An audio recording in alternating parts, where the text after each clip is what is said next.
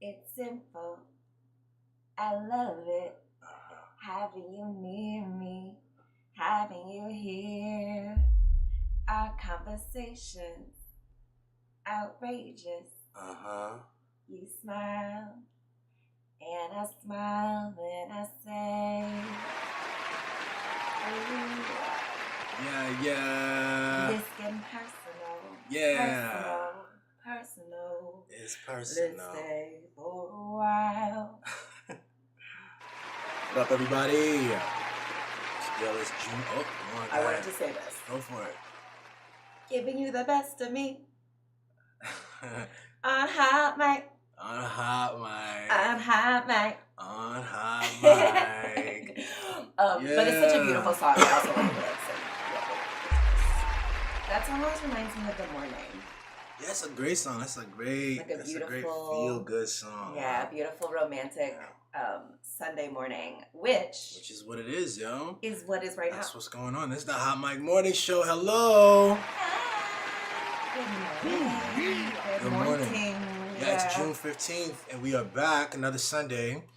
And you know what it is. What a fun week. A fun week? Yeah, it was a fun week. It was a relaxing week. It's also just, everything just... And it's crazy. Very intense and insane week. Yeah.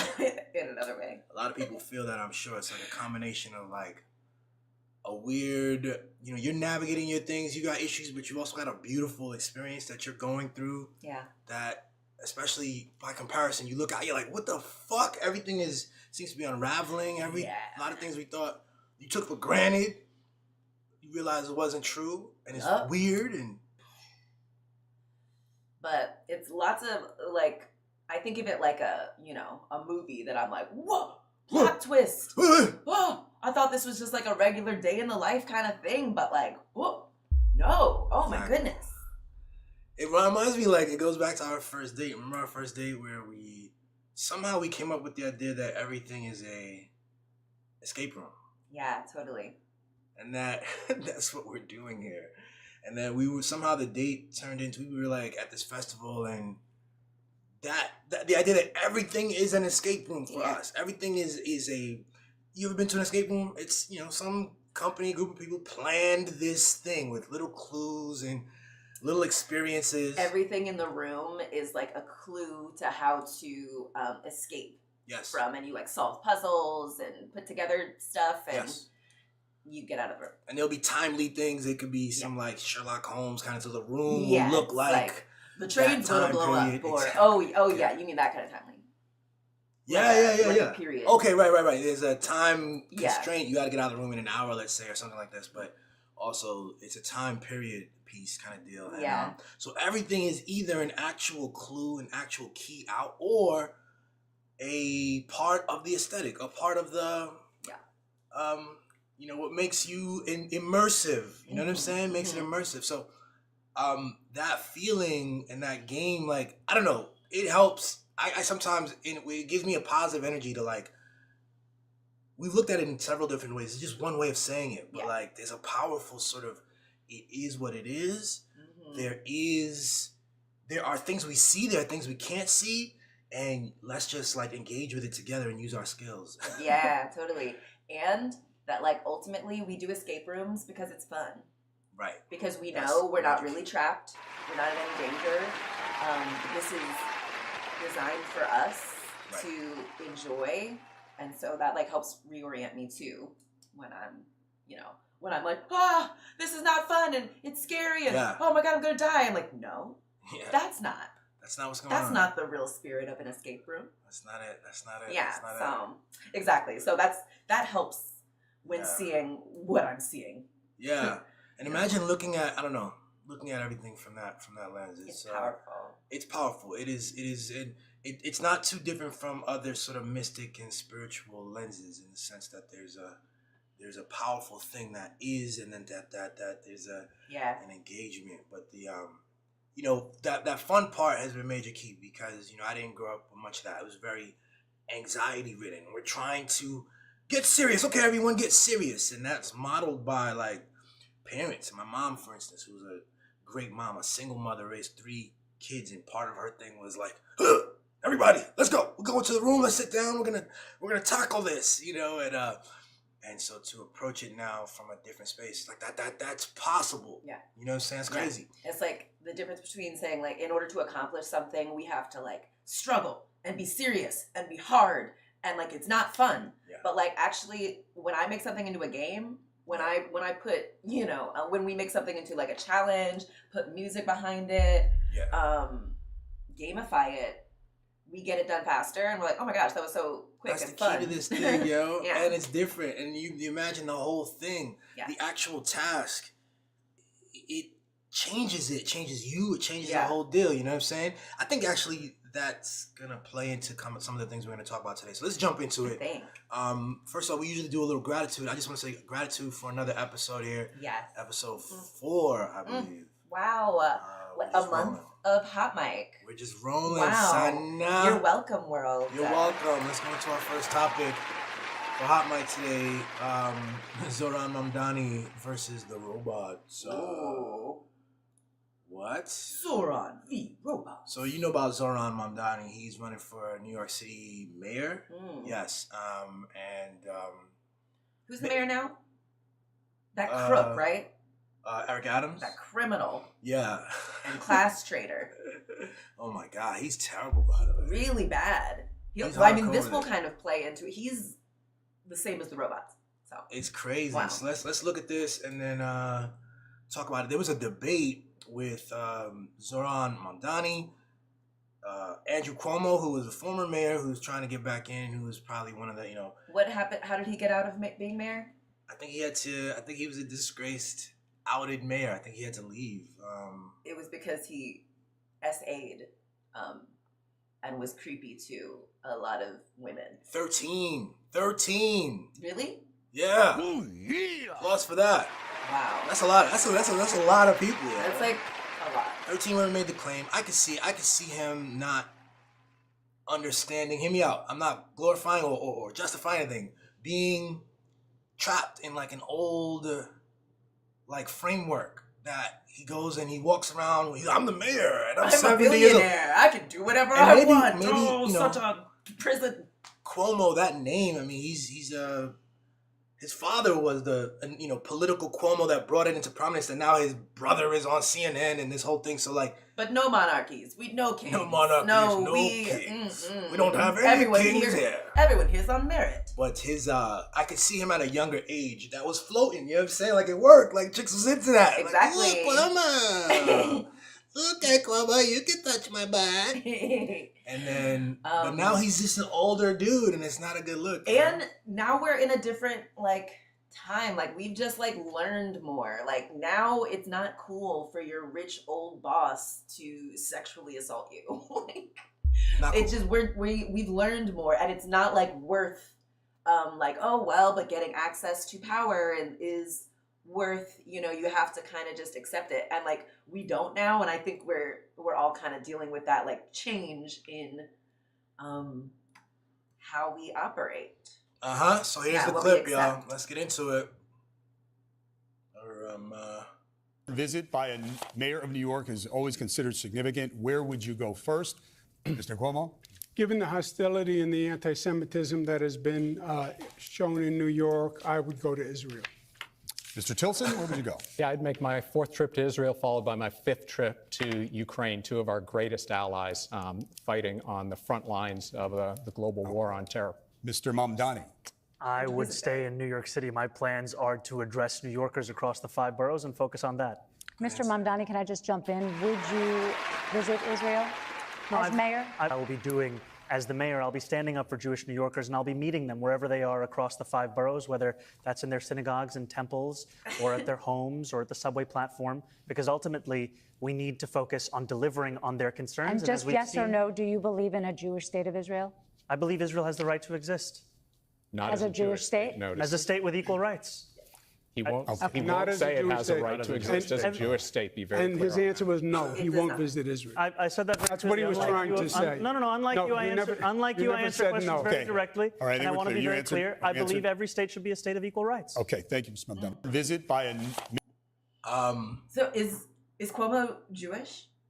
I don't know. I don't think so. No. Okay, then that's like a very strange thing. He's just saying what he's to supposed to say. Then, like, He's just what? saying what he's supposed to say, yo. He's Like, a because zombie. of the anti-Semitism that's going on in his home city that he is running for mayor of, he is going to leave the Jews who are experiencing anti-Semitism in New York to go to Israel, where they are in a war zone. And the other guy is like, yeah, I want to go to not only Israel, which is in a war zone, but also Ukraine. He's a zombie too. I'm sorry. Okay, so it's fun to travel to.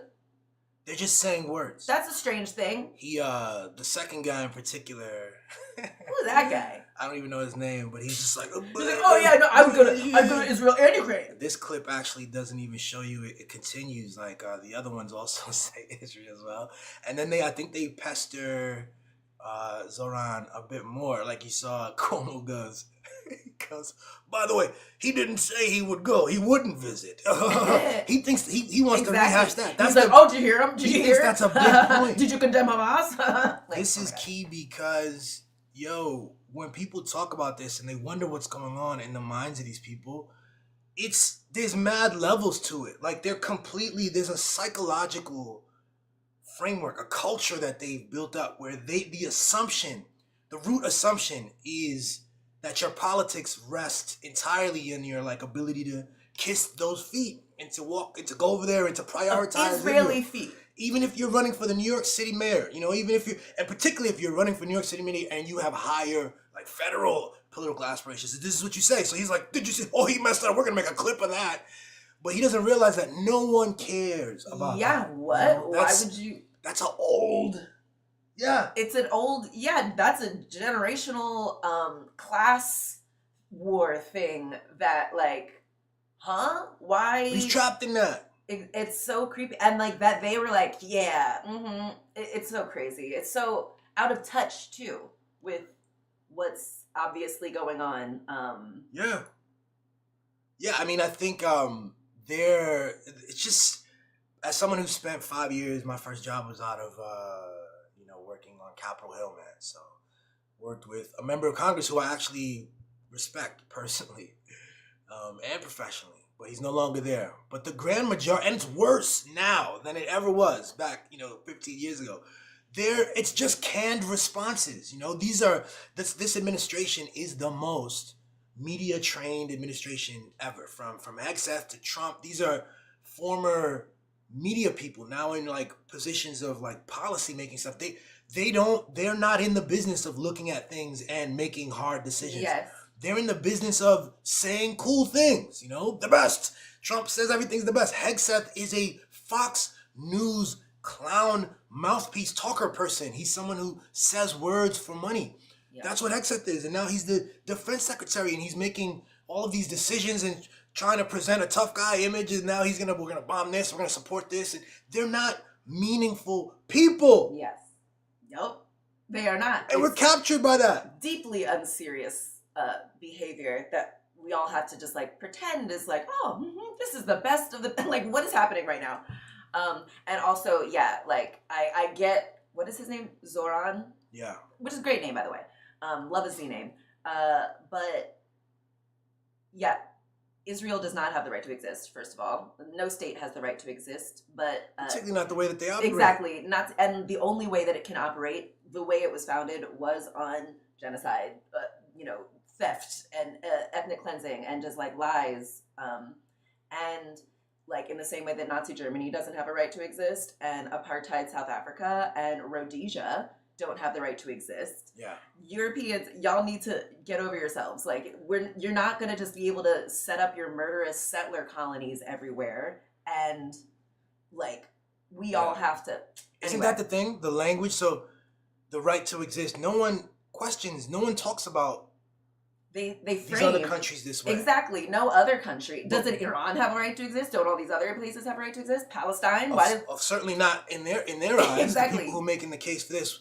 It's just absurd wordplay, and we're being set up to get. It's like these people, for instance, you'll catch Cuomo. He'll also be one of those who'll say things like, "With Israel, this the most moral army in the world." He'll say something like that. It's just a phrase. It's just a thought terminating yeah. cliche, and a phrase that a dog whistle. I think, encapsulates. too. It's like a buzzword thing that It's everyone like goes, okay. The ADL is like, yes, good, Yeah. good, another check. It's well yes. trained. Like, It's well that the phrasing of that is all well created. So it's all goofy. But it's also like, you know, I love when it gets extra goofy and absurd, because then I feel like it makes it much easier for me to understand like how to proceed. So if I were a New Yorker voting for mayor, I would just be like, okay, all of the people who are obviously, you know, shills and agents of Israel, a crazy, you know, fascist state, anyone who is shilling for them is automatically disqualified. So easy. Even if you didn't, you know, care about Andrew Cuomo being a sex pest, that should be, that he is a sex pest who is also a terrorist supporter, like is also like a supporter of one of the most horrific thing we've seen. And we need to extend that obviously to beyond just politicians. Like, for instance, you know, people in our news media that over the last year and a half have been slow to use the obvious word, the word that would trigger a legal framework and a political understanding about the moment, genocide. That would worse than that, though, the headlines that are circuitous and clever to avoid assigning fault when the numbers of deaths are stacking up, the numbers of maimed children, armless children, children losing their eyes and being crushed on the rubble, the ways that the conversation's being contorted. The Dana Bash on CNN has an interview with Benjamin Netanyahu several months into the genocide, where she's in a split screen with him, and she says, "Well, no, you are not Hamas. Of course, you are the Jewish state, and so therefore you're good. You're the good guys." That presumption of innocence and Jewish supremacy, moral assumptions. That's entirely her, right? And she brought that to the conversation, and she warped everybody's understanding of the thing. And I think it's repugnant, and I think history will see it as such. Oh, absolutely. Who in that clip you showed there? It was a woman who asked, like, "Oh, just what it's? Do you think Israel has the right to exist as a Jewish state?" Yeah. Crazy question, by the way. Which for the mayor of New York, like, I mean, crazy question anyway. But as a Jewish state, no. Did Nazi Germany have the right to exist as a Christian state? Is that what everyone thought? As a Christian, right, exactly. Like, for the, you know, they describe their ideal human, and this is the society that they want to build. Is that, and so, and if you don't, like, they can get, like, we give no them less one can rights. justify What? No you don't think that's okay? And I'm like, but of course, the justification does exist, though, because they'll frame, you know, there's all kinds of clever words you can just because you use can explain something doesn't mean you can There's justify narratives it. you can create. You can say the only Jewish country in the world. You can talk about size. It's only certain kilometers and this and that. Also, you can talk about a historical narrative of suffering. You know, look what the Jews have gone through.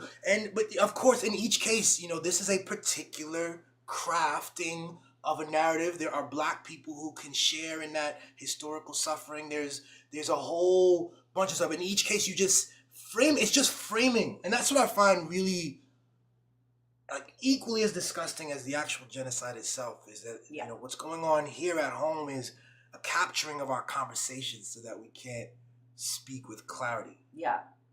Did I cut you off? Are you gonna say something? Mm-hmm. Yeah. Did you forget what you were gonna say? No, it's just also like the excuses they give for like why a Jewish ethno state is cool are all like not like they're weird flexes, and like especially when you see what like I'm sorry, it's obviously a failed state. Like it's completely funded by another country. It's causing so much destruction to the environment, to people, to our souls, to our collective, to international law, to like, you know, all of these things. It's like the worst of the settler colonies. And they're like, oh, but we can't have it. You don't want the Jews to have this terrible, horrible thing that everyone will like study for generations. Yeah. you really have to take a serious look at what is, and I think people are starting to be, have to do that. Can't you know? do, yeah, 'Cause look, no choice. You know how many lives have been saved if, for instance, cable news was a space committed to journalism? If instead of firing Mark Lamont Hill, they elevated him so many years ago. They elevated him and people like him.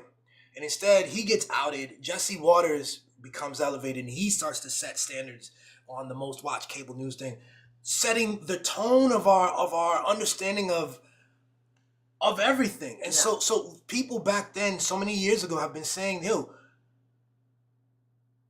look what Benjamin Netanyahu, look what the Likud party is. Look at the apartheid wall.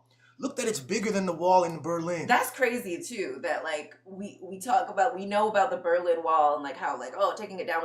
The apartheid wall is worse, is much, much worse. It's they're, enclosed in all sides. They shoot them from the water. I'm like, what? Also though, do people know about like Mark Lamont Hill and like what happened with that? Yeah, I don't know if they do. Let me just briefly, from what I know, Mark Lamont Hill was a CNN anchor.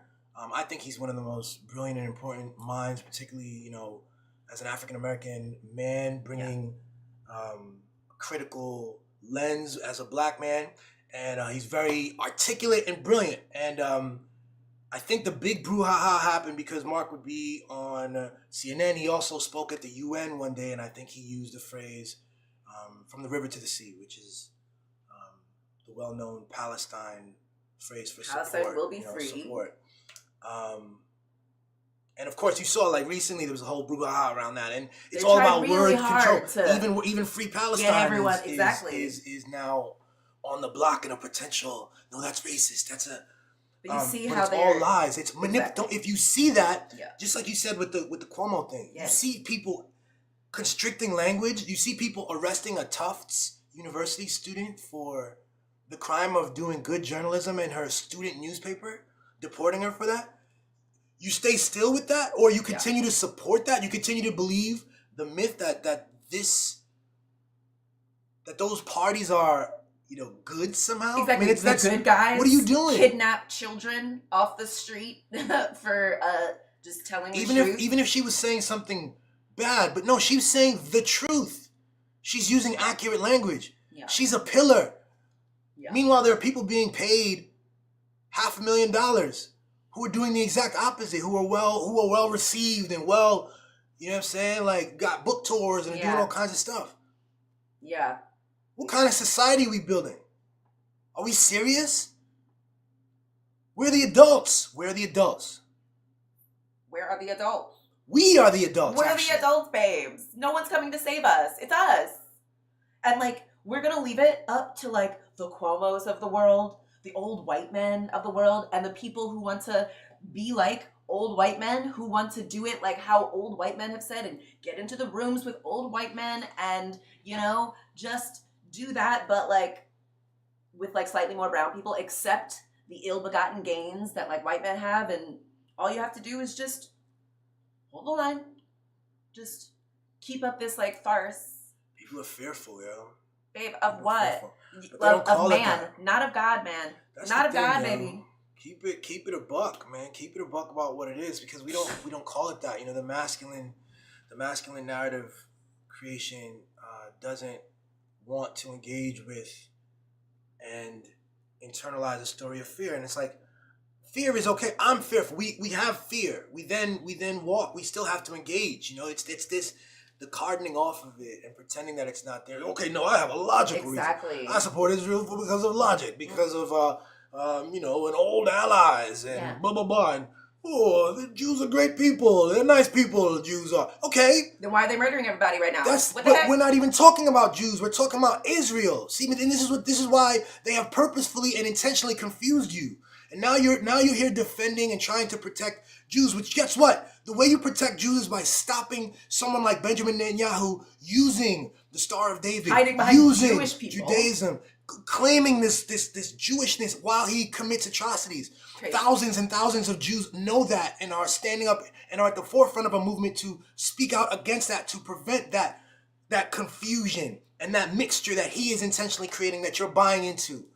You know what I'm saying? They've got to do and it's easy to buy into because it's easy. Everyone's just allowed the language to be so cheap. The media too, like the journalists, the politicians, like the people in power, the people we've elevated to like give us the narrative, are like, this is the narrative. We're protecting the Jews, and anyone who has anything to say about Israel or doesn't like Israel or doesn't think Jews should have a state, they're the bad guys. And of course, there's military interests. There's a whole bunch of like That's it. interests that have to do with money and land and. But like all of these are violence.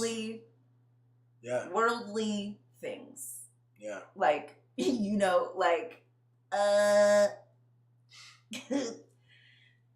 some of y'all, like, fear, like all of our emotions, are here for us. Yeah. They're here to tell us something's up. And it doesn't necessarily mean you're supposed to, That's the key thing. you feel fear, so I'm supposed to go and do what some of the most cowardly people in the world do. That's the key thing, right? Keep my mouth shut. A friend of mine posted this lady. She posted, some friend from high school. She posted, she said, "Is it intuition or fear?" Right? Because which one is it? She doesn't know, And I waited for a bit. I wanted to see how people replied, and a couple people liked it and stuff. And I was just like, the way I go through that is like I do the unknown thing.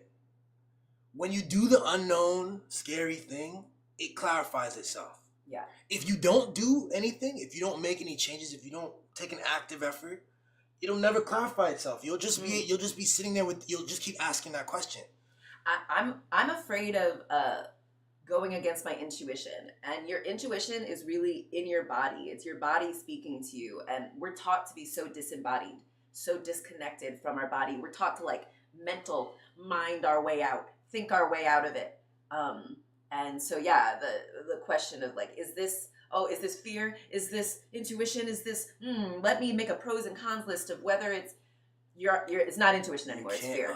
Exactly. When you intuition start, is quicker. It's more like knowing. It's a knowing. A pros and cons list is dependent on language and narrative. You will have to, and logic, pre-existing assumptions that we don't take into account, that are assumptions. We assume them to just be, you come up with this list of stuff, but it's not the full thing, It's what you can think of. And the world actually rewards you for being outside of what you can think of, for like stepping into act.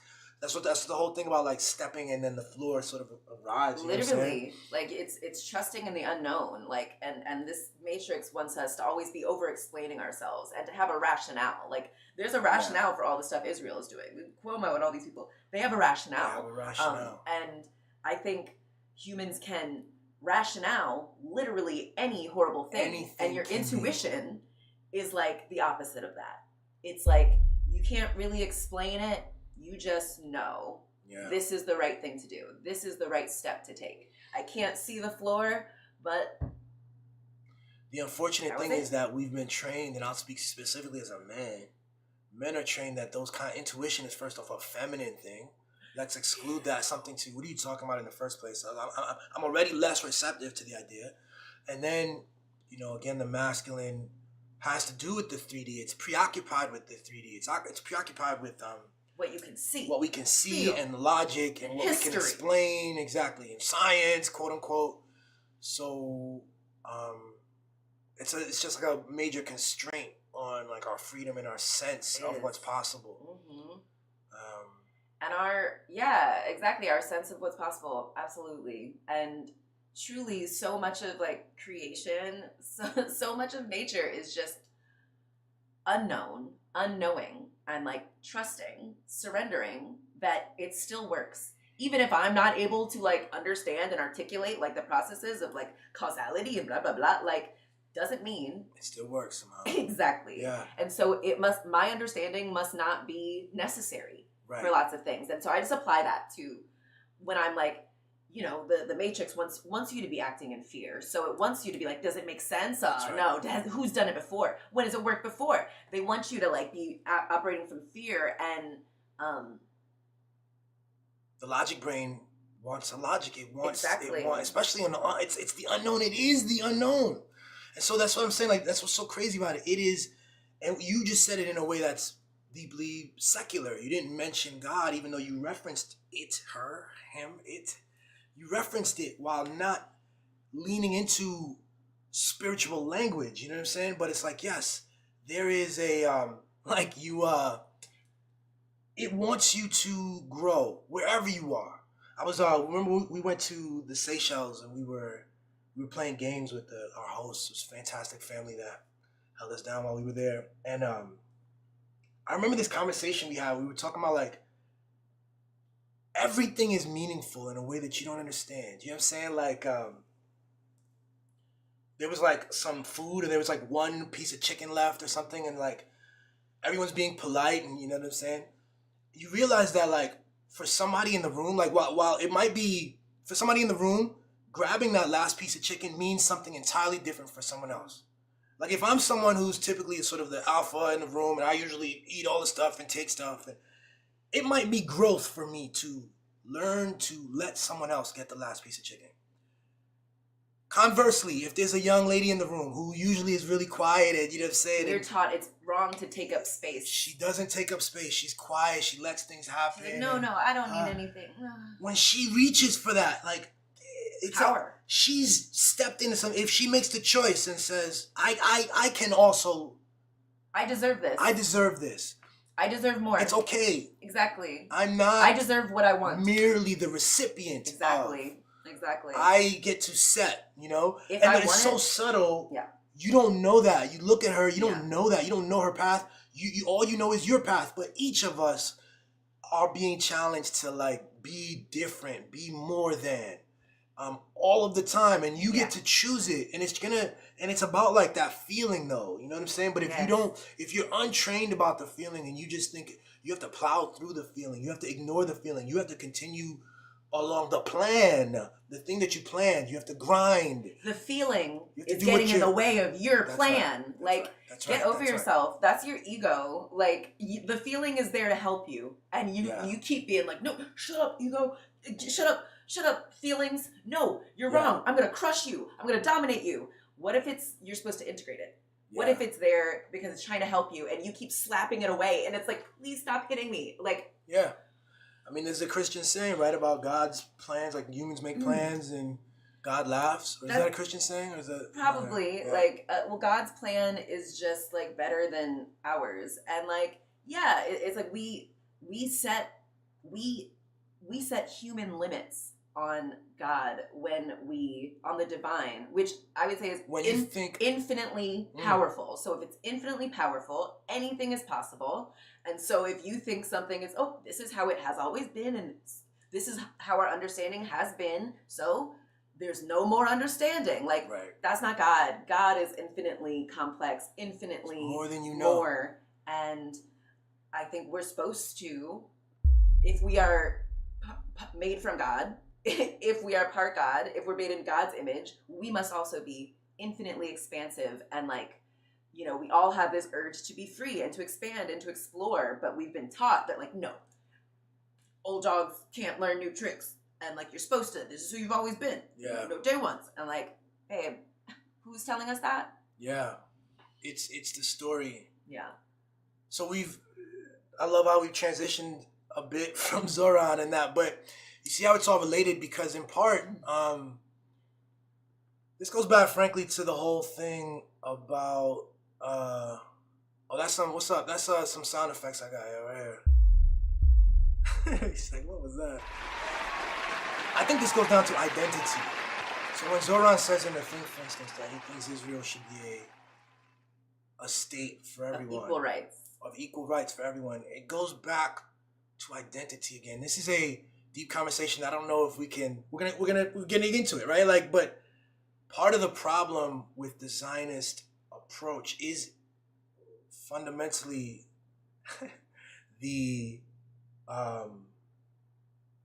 It's founded the on separation. equal rights. It's it's founded on the belief of a unique and special population that needs to have something separate and unique.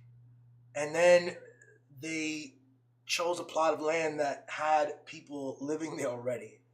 And that incongruence, even as there were people who had a vision of this thing that was much more beautiful and peaceful, and it was purely a response to the the historical, people were attacking Jews, and so how we're gonna have our own beautiful thing. This is the same thing that Black people sometimes envision as well. In the American context, they envision a space that is like free from white people, where Black people and we just love. And even though it's like the vision is never quite what it is. You have this vision and it's like this perfect thing. And then what is it now? What is it? What does it? My vision is that Black people are safe everywhere we go. Mm-hmm. That is also my vision for Jewish people. I don't want you to feel endangered everywhere in the world except for a small plot of land where they're also statistically most likely to be murdered and sexually assaulted. But like with Black people, like, no, we don't need a state where Black people have more rights than everyone else. Yeah. We all like should be invested in creating every place as a safe space for everyone to exist.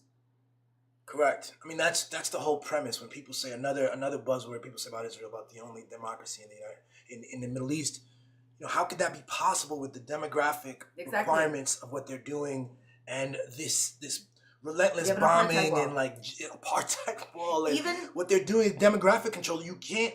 That is a undemographic feature. Alan Watts talks about this. We have these beautiful stories about ourselves. And then there's this like other side. There's always the shadow, and so engage with that. Yeah. Exactly, and we're taught that like, nope, only the things that are in the light right now. Those are the only things, the lighthearted things, like the shadow. Oh no, you don't want. Ooh. But you're just not seeing reality. Exactly, you're making weird claims that aren't accurate. Yeah. But yeah, your societies, democracies, even in their settler colony, so they like to say like there are still Arab Israelis, but in the Arab communities in Israel, they are not protected by the Iron Dome. So, like, when rockets rightfully come in, it falls on non-Jewish Israelis. The range of the class stratification is very clever and very it's unique. And uniquely horrific. A lot of people have documented it, and so you could look at everybody from Jimmy Carter to Ta-Nehisi Coates and a range of other people have documented it. So it's just so odd. In here, we've taken on so many of these myths. We've taken them on. Everything from the most moral army to the democracy in the Middle East to blah blah blah blah to the chosen narrative, which sometimes you get. Sometimes motherfuckers will say, "Oh, let them bomb. They got it. This is a moment that the chosen people, God bless them." And you're like, you're so confused. Somehow they got this thing in our brains. Yeah, being able to resist groupthink is like such a powerful and important and vital skill for everyone to start developing immediately. Because when everyone, even the dumbest person from high school, like agrees with the politicians and the people on CNN and the Fox News people, we all have these like certain things like, oh, well, Israel does have the right to defend itself, and it has always been, like the terrorists are always attacking them. The first thing if it's too simple, it's probably CIA propaganda. Okay, so like you gotta question it. If like everyone, including the dumbest person in your class, is like, yep, doesn't have anything to do with us, you can bet your bottom dollar it absolutely has stuff to do with us. Yeah. It's a lot of goofy shit. Yeah. All right, yo. So that's the first segment. I mean, we went around the world on that, but it actually leads into the second segment. So the second segment is more related to nature, y'all. Let's get into it. And like I think the matrix, you know, colonialism, these colonizers, they want us to be disembodied, and that includes being like disconnected from nature, because like we are nature. Humans are also like rabbits, and like we have this idea of like animals and plants, and that like humans are like kind of a different, but like Yes. everything is infinite. Like these categories that humans like to put onto, that's our control issues. That's our that's how we deal with our fear of not knowing. We create these artificial, you know, categories that like Yes. are based on made up metrics Yes. that do not tell the whole story. I used to not fully understand how powerful that is, but the way our language is set up, the way our brain works with language, those categories are meaningful. They change the way you engage with the world. If you're a black person who thinks that there's an issue with the way white people view black people, it has something to do with the language and the narrative story in those categories. And the same with any subgroup or anything like that. That's what it is. So anyway, you got to break that down, and I'm interested in that. But let's do the split screen into this clip that I found, and I wanted to play for y'all. Here we go. When a tiny frog hops into a giant tarantula's burrow, it seems like it's walking right into a trap. But the spider checks the frog with its legs, and if the frog has the right chemical signals, it's safe. The frog helps by munching on ants that could attack the spider's eggs. In return, the tarantula becomes the frog's bodyguard, scaring off bigger predators. It makes the frog seem like a pet, but they're really just tolerant roommates. When a tiny frog hops in Topping from the bottom. That's what that is. Topping from the bottom. Is our sound okay? I know Yeah, sometimes sound we is switch. back. Okay. Thank you. Yeah, that's what that is. And I love examples in nature where like, because I think humans, you know, we're taught this like kind of domination, might makes right thing, and that like it's just nature, the big fish eats the little fish, but like actually like nature is all about cooperation, and Yes. you know, like bigness is a human metric that like we like to think is, but like both frogs and tarantulas are small. But you saw that what's it called, the tarantula, that was called? Going up against a freaking hawk. Yeah. He's like, in their hole, right? Don't you mess with my frog he's got friend. an advantage, you know what I'm saying? Yo, this is important because I think we talk about human affairs too fucking much sometimes. You know what I'm saying? Like human affairs are important. They catch our eye because we are human, and it's a very blah, blah, blah. human supremacy. Like Yeah. we're taught, you know, supremacy in so much of our frameworks, and human supremacy is one of them. Yeah. Human supremacy for sure, human centrism, and but you know then you have an exclusion, and I think it makes sense to center him. I get it; it makes sense. I'm not gonna go too far with that, except that Makes when sense. you exclude things, you're still excluding things. You're excluding something, part of what is. So when we make something a supremacy, it means that like we are giving humans like rights that we do not afford non-humans. And so when people like Israel or, you know, the US frame certain people as non-humans, they're terrorists, they're human animals, they're savages, that is them giving themselves license to treat them like a bug, like Right.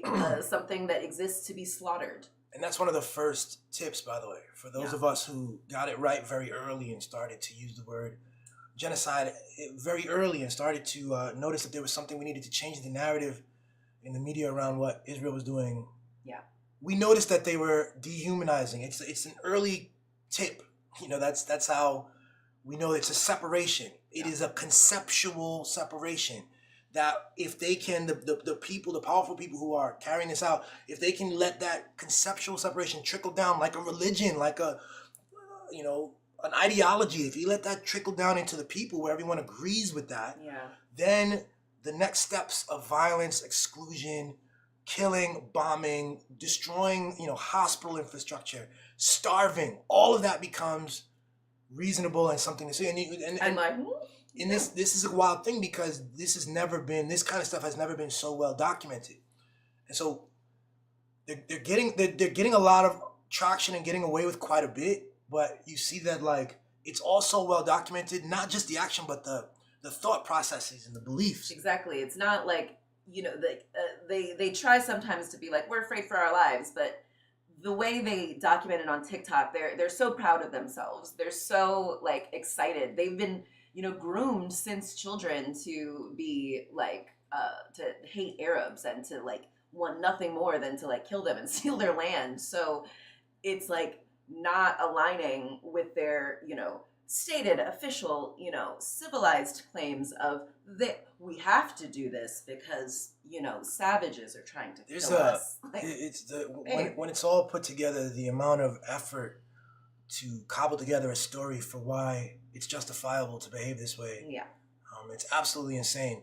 And this thing about nature is part of it. So one of the reasons I cared about the frog thing is to just, I'll split screen real quick. This is something, I have a segment on my website, billybutton.com, where I call it Bad Philosophy. Chatting with strangers about the point of life. This guy posted this, and I replied to it. Someone posted, I hear a lot of drivel about how the point of life is love and compassion. Wrong. The point of life is to reach the food before your rival! Exclamation point. Like, wow. Yikes, you know? And what's crazy, people started to reply.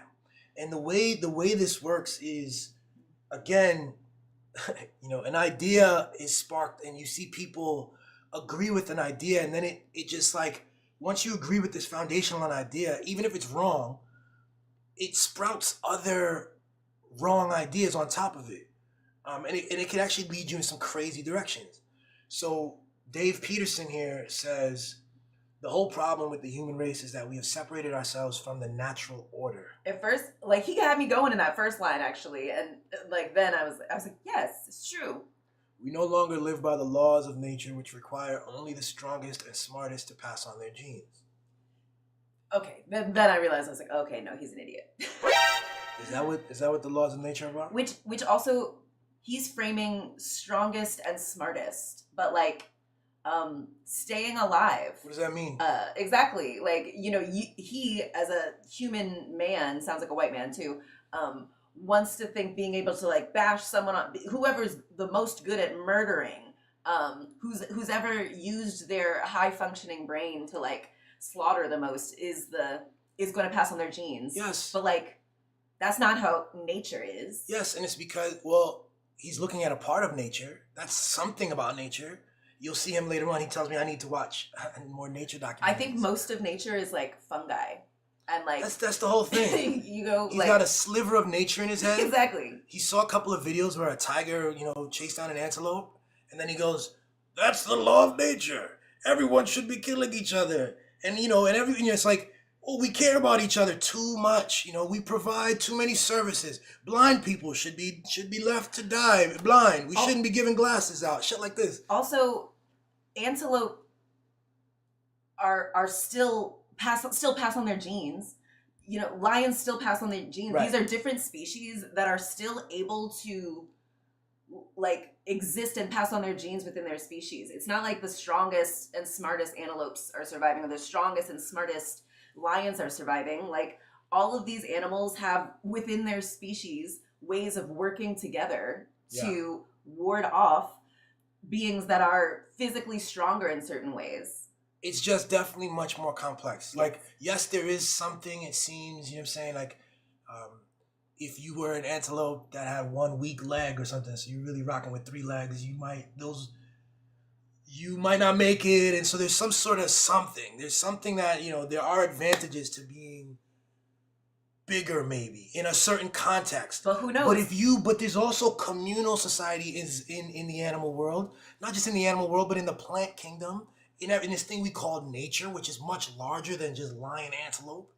And also, like, the way antelope and other animals, you know, deal with having one leg is not that they're just like, well, sorry, the lions can get the one-legged one. Like, what if having like 3 legs makes you faster, makes you better able to navigate around in ways that like you can't? What if like something that happens evolves your species? You learn more about like how to do stuff, and so the species like recognizes your value even though you don't function in the same way. I'm picking specifically something that is like a disadvantage. Like it seems that having an injured leg or a third smaller leg that, you know what I'm saying, is not an advantage. And it just that it exists. It's okay that it exists. That yes. You can still pass on your people genes even die if you know what I'm saying, they not people. I'm sorry. See, I'm doing the transmuting there, but like in the animal world there is advantage and there's disadvantage. Yes. And that exists. And that's cool. And that may be interesting to look at, you know what I'm saying? But that's not it. And it's very dangerous. And as I have to get into it with him here, I go, yo, nature includes a great deal of cooperation, shared resources, growth, evolution, flourishing. Nature should not be reduced to competition and genes. That's a projection. He laughs at my comment. Natural selection is real and all you beta makes know it. You know, he immediately goes to an insult. I'm a beta because I don't understand. In his mind, again, it's feminine, cooperation and all this stuff. Competition is masculine and it's what nature is. Don't you get it? Also so funny because like the alpha version of something has all of the problems, and the beta version of something means it has been all the kinks, all of the bad stuff has been selected out of it. So the beta is the better version of the alpha. Yeah, see, but that's exactly. Which, if he was words, actually, right? A powerful man, he would understand. Words. He's into this other assumption of set of words, and he thinks that he's insulted me. Also, it's crazy because, like, bro, a dummy like this thinks that he is the result of being the smartest and the strongest, and not the result of cooperation. That's right. Exactly what I'm telling him right here. So I go, Dave, look, I didn't say natural selection isn't real. Try again. Nature is just as paradoxical as it is pragmatic. It is as beautiful as it is cruel. And the level of cooperation is just as interesting as the levels of competition. What you have is a tiny map in your head, Dave, but that map is not reality. Then you project that silly, incomplete map onto humans. Again, he's onto some other shit with these nature documentaries. And he thinks now that humans need to be less caring of each other. What a fucking goober. Yeah. He's watching Fox News where they propagate, and Daily Wire where these other stupid, under-equipped men come up with these narratives, and then they do that. So you project your incomplete map onto human society and begin ranting like a clown. I'd rather be a beta than a clown. If society should only keep the smartest, you clearly wouldn't be around, bud. Be grateful. That's my baby. And that is absolutely true. Like, it's like some of these dudes are so weak mentally, physically, and they're not smart. They're not able to see patterns and learn and evolve. Like, they're not smart people. They're always the ones that love the idea that, like, brutality and, like, Hulk smashing their way is, like, that's how they've gotten there, because they are a product of natural selection. Like, bro, if your mom hadn't taken fucking pity on you, and that's the thing where women, we got to come into this, like, we've let men think that they are the smartest and the strongest, and that is why they're at the top of everything. But, like, no, all these men can do what they want because they have someone doing their laundry. They have someone feeding them. They have someone reminding them to, like, drink water and go to the doctor. Yeah. Anyway. In grad school, we learned about these different philosophies. Whenever there was a philosophy of care, like there's these different philosophies. There's like these philosophers who propose all these ideas about what the human condition is and what the ideal man is and the ideal woman and this and that. But this is so funny. Can you read I'll read Dave's response and then you read yours because it's so clever. Okay, so. Good. Typical soy boy loser speak. You can't give any kind of actual facts. All you can do is try to make vague hints that you know something more than I do, but no proof, no facts. Then you turn to condescension and insults, the hallmarks of a loser. I hate projection. I hate condescension. Insult. He called me a beta first, like straight away. And they tell you the things that they value, the things that are going to work. Right. That they feel embarrassed and insecure about, like, they just project onto you, so then you can use it, I think. Ooh, oh my gosh, baby, I didn't even see how long this was. Great, get it. I'll really get into him here. Good. Good. Clown, the very fact that you're breathing oxygen is evidence of the collaborative truth of nature. Do you get that, Dave? Ooh.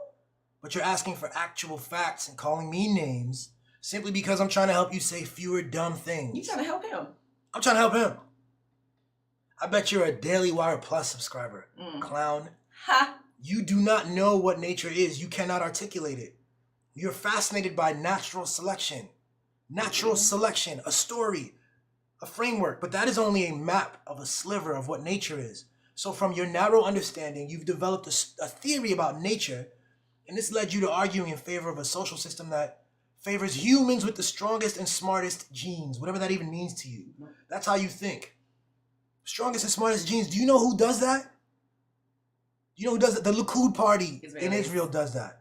The Nazis do that. They believe in strongest and smartest genes. They're preoccupied with that. The KKK is preoccupied with that. And they believe that they have to find ways of carving up the world and separating the smartest people from the rest of us. That's their thing. And this guy probably thinks he's just a normal, regular guy, but he has this deep-rooted, racist, goofy nonsense to his mind. And if I said racist, and I avoided racist because I didn't even want him to, blah, blah. He didn't get into race specifically, but I know it's part of it. Exactly. It's going to show up. No, I'm not specific. Black people can be strong and smart. Not if we get into the deep weeds about how this man thinks. Yeah. That's where it goes. They love this idea that white people are at the top of the hierarchy because they're smartest and strongest, and it's just they naturally rise to the top. Please. This is a philosophy, I say to him, this is a philosophy chat group, and I'm letting you know that those ideas are weak, even potentially dangerous. Widen your thinking, Dave. You should be grateful that, yes, we do allow dumb people to have sex and risk procreating. Then I sent him some links to stuff about facts about how nature is symbiotic and cooperative. And also for dudes, like, male children are less resilient at birth. Like, they don't survive, like, pregnancies as much as female children do.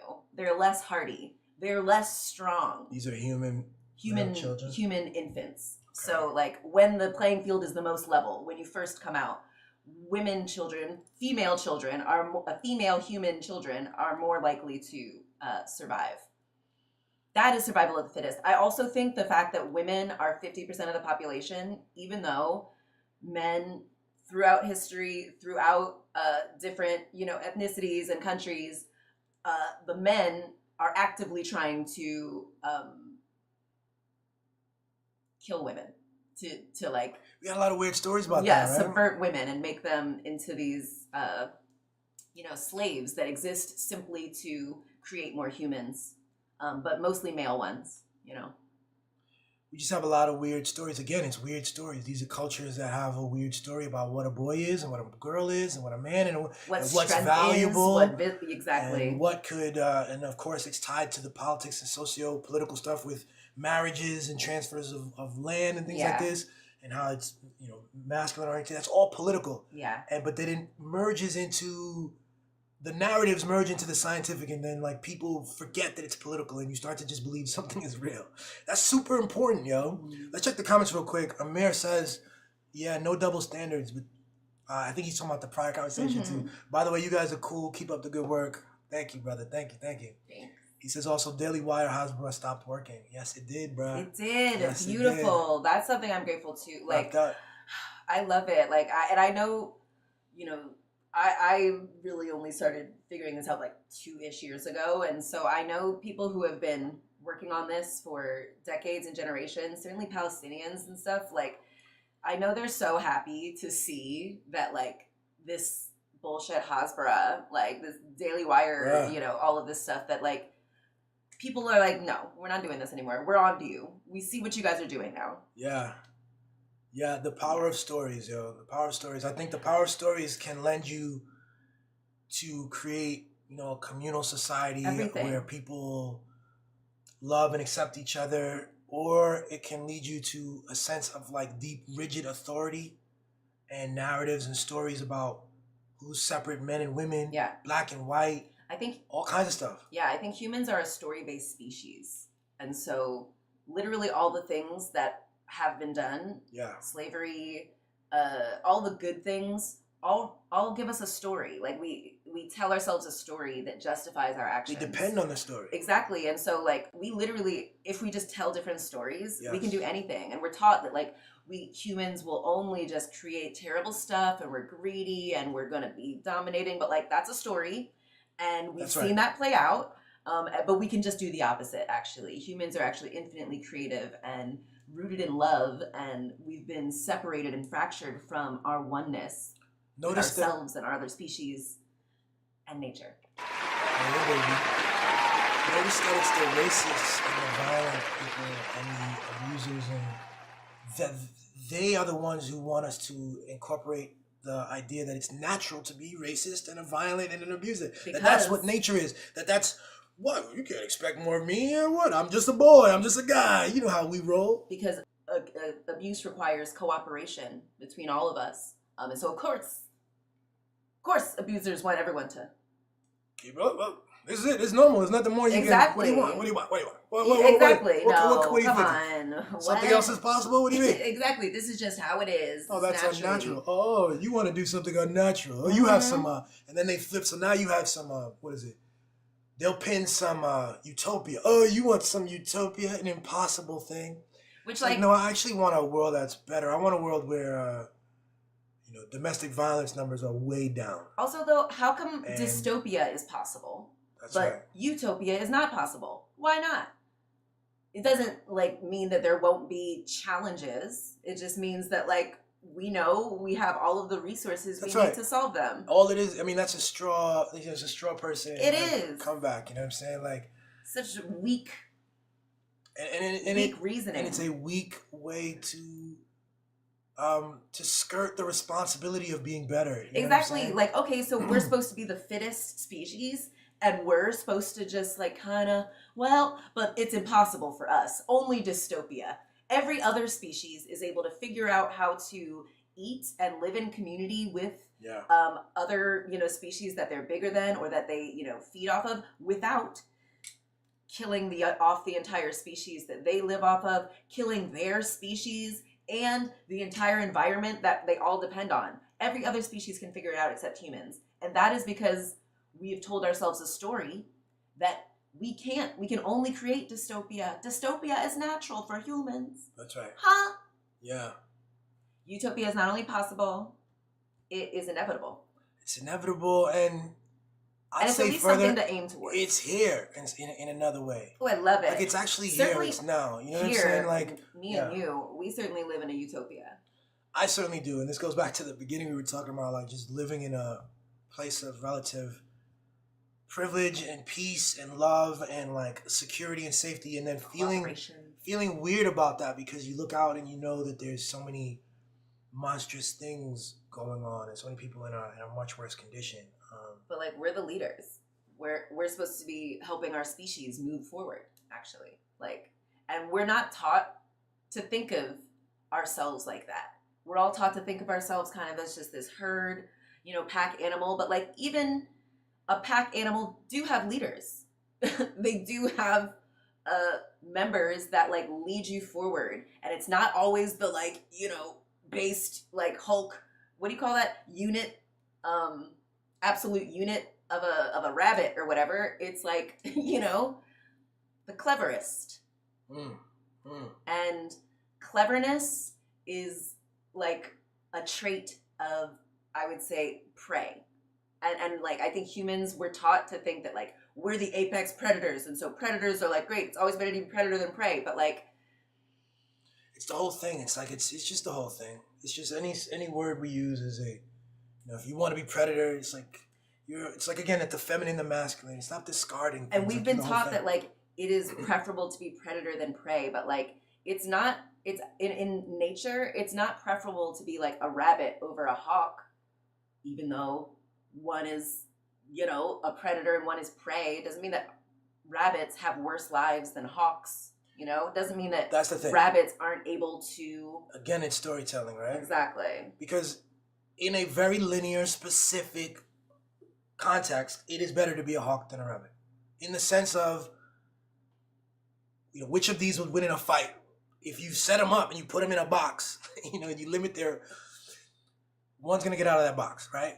But that's not what life is, and that's not the full story. And so just like this man, it's like if you set up the story where you're looking squarely about this notion of natural selection and evolution of the genes and sort of predator prey, if that's the framework, then yeah, you come up with a simple answer. And again, the same is true with male, female. Like dudes be like, yeah, it's better to be a man because we're bigger. We control the economy and the politics and shit. It seems like we live in a patriarchal society, but you also kill yourselves and it's not the full story. Like, and are always depressed and have loneliness because you guys like, you know, value murdering and domination. So like, that's not the point of life. There's the point beauty of life in being is a woman. To live and to access beauty and to create.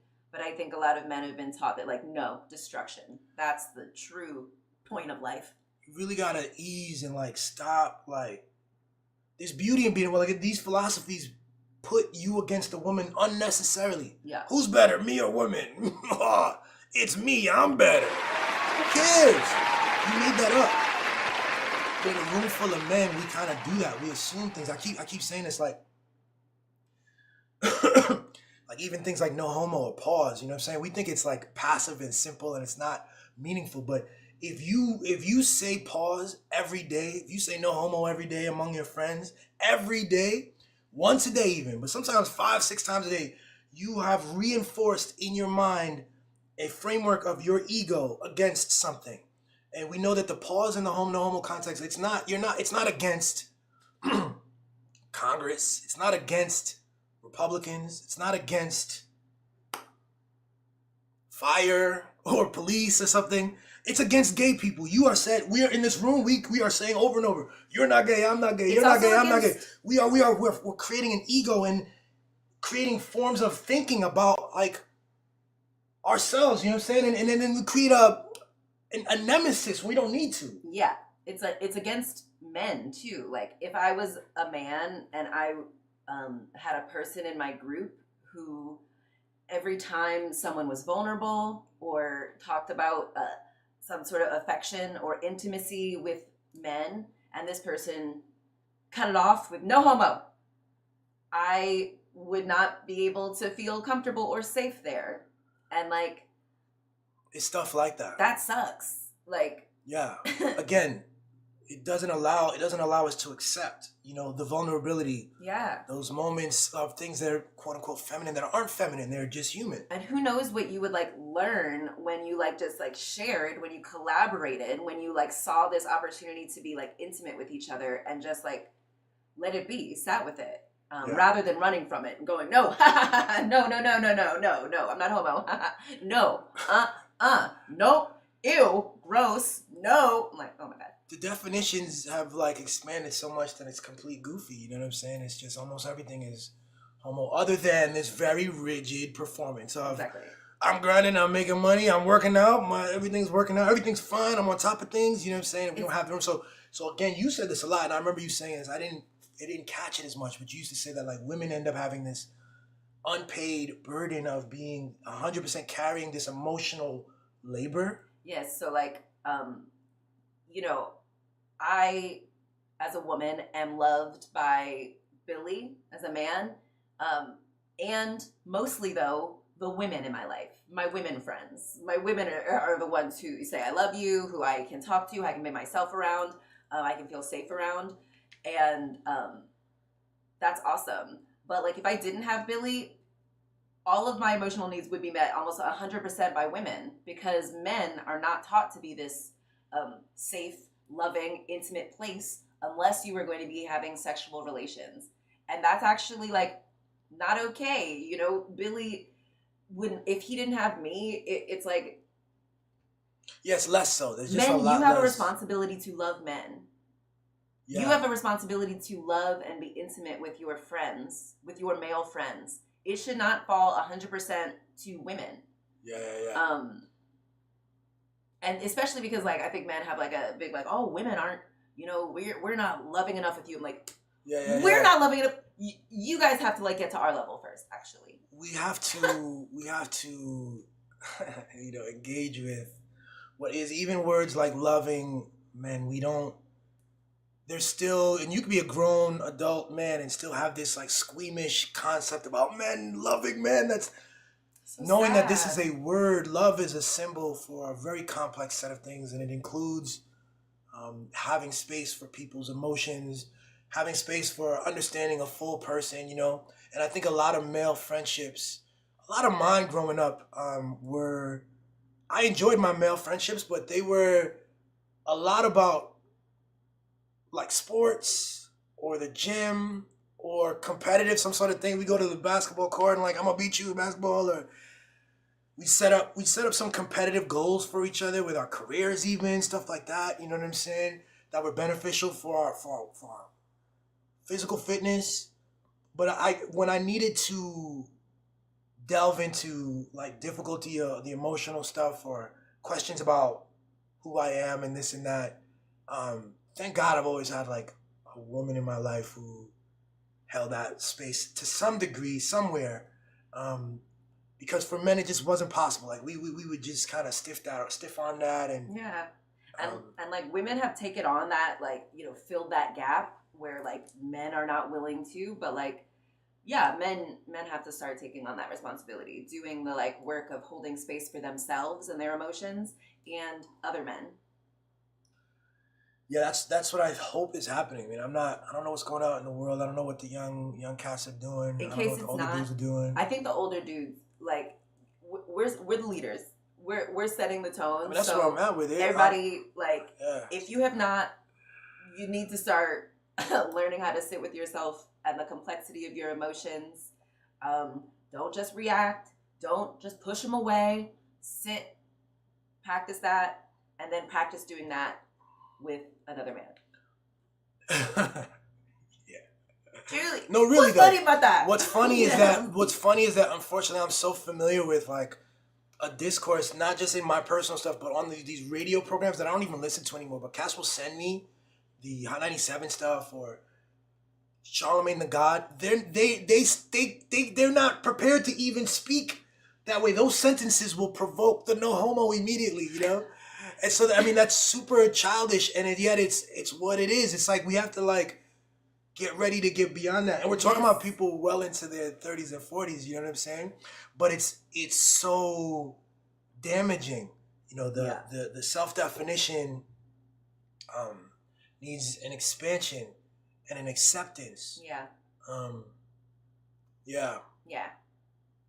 So look, we're gonna end it there, yo. That was great, baby. That was a lot, yo. I don't even fully remember. I feel like we went all around the place, but and like got everything though, really. I think you so. know? Like, and so.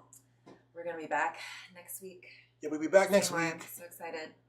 Check us out. See you on Sunday. Thanks for the new subscribers, by the way. Thanks for being on. We appreciate you. Mira, thanks for your comments, my dude. Yes. And that's it. All right. Peace. Hot mic. Hot mic. Baby, you got. What I want. Ooh, yeah. Perfect. Perfect. Perfect.